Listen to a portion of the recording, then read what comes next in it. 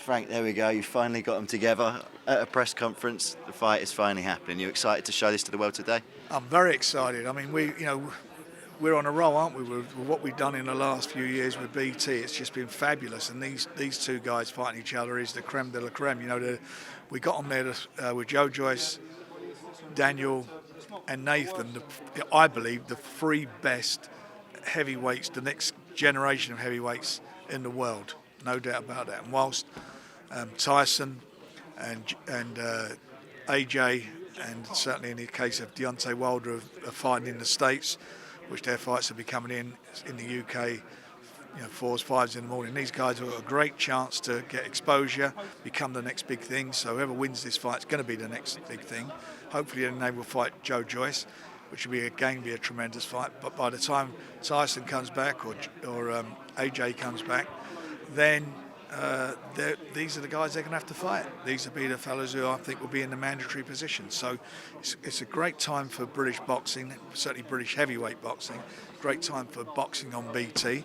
I mean, they're going from strength to strength. You had like the most dramatic football in the last couple of days, like unbelievably glued to your set watching it. I'm hoping we'll get the same thing with Arsenal tonight, although I'm not too sure about that. I hope they'll dig deep and show the balls that the other two teams did. And then, we've got this boxing. It's just BT's going from strength to strength with some fantastic sport, and we're doing the bit for boxing and for the subscribers.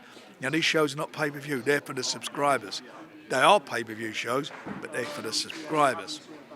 Frank, we should get you a job in the marketing department. You're doing a great job for BT here. Well, we're determined to deliver and bring the best of boxing. We're going to announce some great fights on the undercard of the Josh Warrington and Kid Galahad fight in the next few days. Great fights on the undercard, real competitive fights. If you're a betting man, you're going to be hard to pick who's going to win these fights. Are you enjoying the fact that the future seems to hold a lot of matchmaking headaches for you? Because Dubois and Gorman are both going to launch themselves to a new level now, and you're going to have to look at a different level of opponent for them, as well as Joe Joyce, who's talking about fighters like Povetkin. That's like you say, the second tier, isn't it? It's quite unusual. I mean, he's got a wealth of experience as an amateur. World Amateur Championships he's fought in. Commonwealths, silver medalist in the Olympic Games. But he's only had eight fights. His ninth fight next week at Stevenage against Ustinov, which is a tough fight for a guy who's only had 8 professional fights. But that's what he wants. He's 32, 33 years of age. He's just got his foot on the accelerator. He just wants to go forward. He just put me in them. I want the big fights. That's why he didn't want to fight for a British title. So that's where he's at. Daniel's 11 fights. I think Nathan's 16 fights. They're stepping up to the plate very, very quickly in their careers. Very, very quickly. For young men at their age group.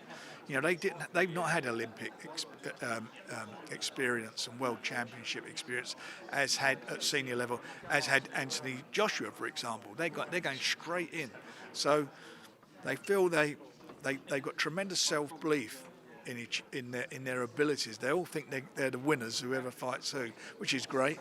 So I'm great.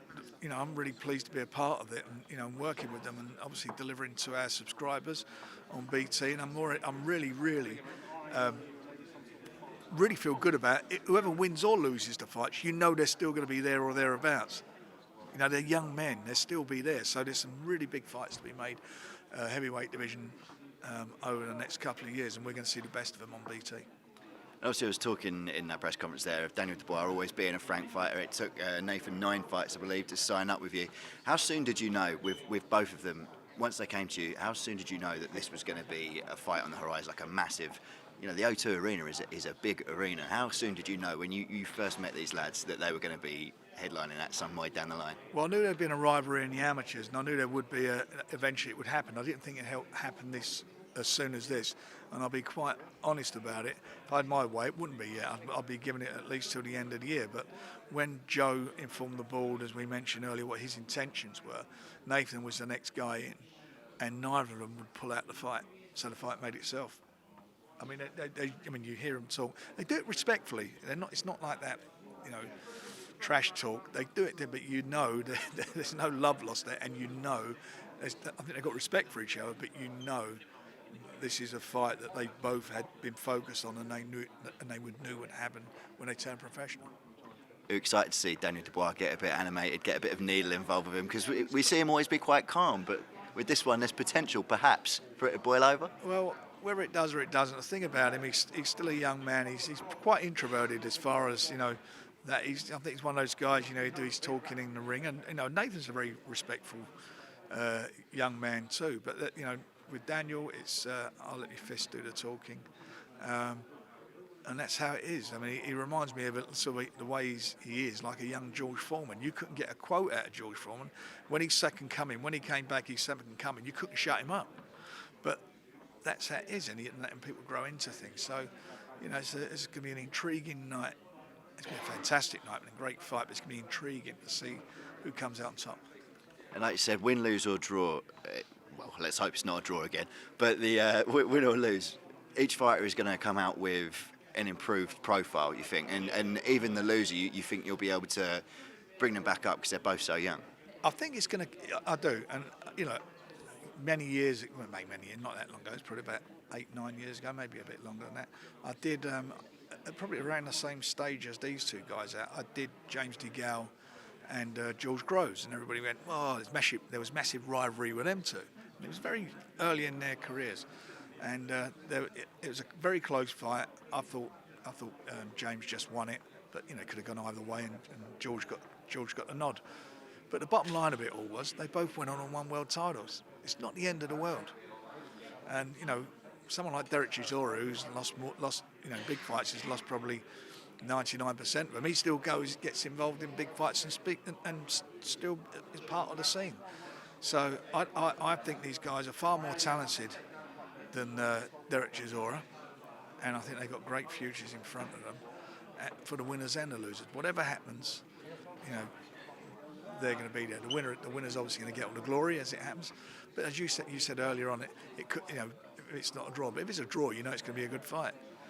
Their contrasting styles will make this a great fight for the fans. This is going to be one you won't be able to take your eyes off of. It's going to be electric. The atmosphere is going to be electric. It'll be sold out. The place will be buzzing.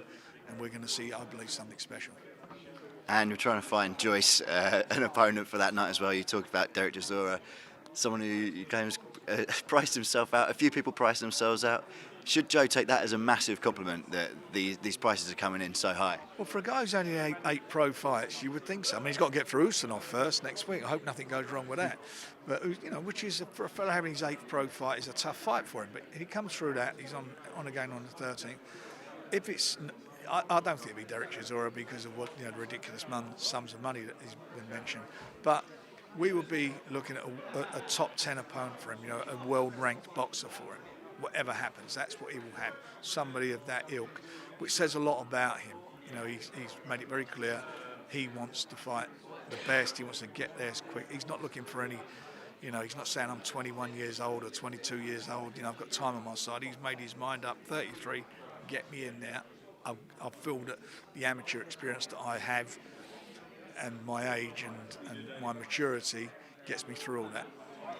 And you mentioned there the Ustinov fight, May the 18th. Billy Joe also fighting, and it was confirmed over this weekend that that's for the full world title now. Are you really pleased with that? I'm extremely pleased for that. I always knew it would be. I mean, it's just annoying that Ramirez took so long to do it. When we announced the fight, we announced it for the world title fight. Then he sent his letter in saying he's not. Now he sent one that he wanted to stay at that weight. Now he sent another one in. So the bottom line is, Bill's in there.